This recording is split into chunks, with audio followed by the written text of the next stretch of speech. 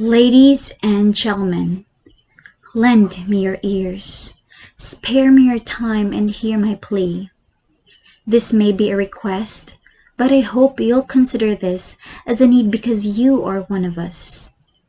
You and I may have a lot of similarities, and one of that is that we have different roles in the society. I am a citizen of my country, as well as you are. I am a classmate. I am a friend too. I am a child, and you are your parents' child. But what is most striking to them all is that we are labeled as English language majors. With that, we are expected to be great in everything that is related to English language. May it be grammar, sentence construction, or pronunciation. Partly yes, because we are molded to be the founders of English language in the next generations to come.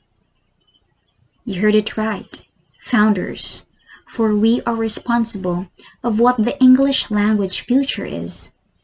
As we all know, it doesn't just evolve in a blink of an eye.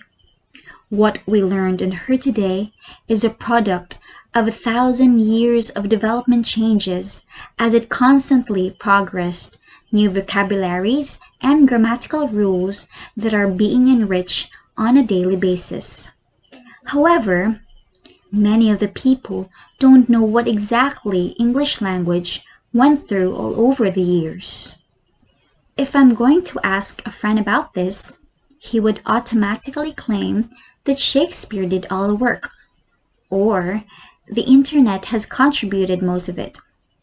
Well, he has a point, but that is just part of the whole. Many haven't known what exactly happened when Celts invaded the British Isles that later caused the invasion of Caesar. Only a few know about Beowulf's bravery written in an Old English poem, or even how the Great Shift vowel began. History has been made, and changes were enforced in each founders of each era. It is a matter of acceptance, adaptation, and application, but some chose to remain stagnant, which confuses a lot of people today about what is truly right from wrong regarding the concepts of English language. For the past years that I've been using English language as means of communication, there were countless times that I was corrected, that I definitely take it as a healthy criticism, which eventually became the reason of why my English grammar and pronunciation has improved. But there were also times that I was judged and laughed at. For example, way back in grade school, I can clearly reminisce when I proudly said the words semi and root. One of my classmates approached me and said, "Hey, this should be pronounced as semi en route." And because of my confusion, I directly summoned my mom, who's an English teacher, and asked her about the correct pronunciation, and told me that it can be pronounced in both ways. I can also still remember how I burst into tears just because my essay paper was filled with red marks, because I started the sentences with a conjunction but. English teachers were usually strict then. But in reality, there's no such thing as a rule stating that you must not write conjunctions in the beginning of a sentence. However, one must also take note that this isn't applicable to academic essays. See, we cannot deny the fact that misunderstanding to its concept may lead to the English language uncertainty in the future. But here's the thing. We are already in the 21st century, where proper English isn't a thing anymore.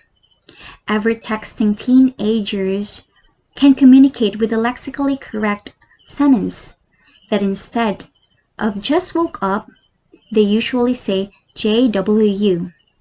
Even the media frequently use ostensibly incorrect usage. Isn't this a threat to what we initially believe? Or should we consider this as a good change to the English language. Think of it, English language majors. We are taught and made to be the architects and engineers of English. We are ought to build the next generation's global language. We are tasked to do it, and there's no backing out. Decide whether to adapt or to just stick to what we are used to. Because if I were to be asked, I'd like to apply both. We should refine it while preserving its basic nature. Now, it's my turn to ask you. Are you up for the challenge?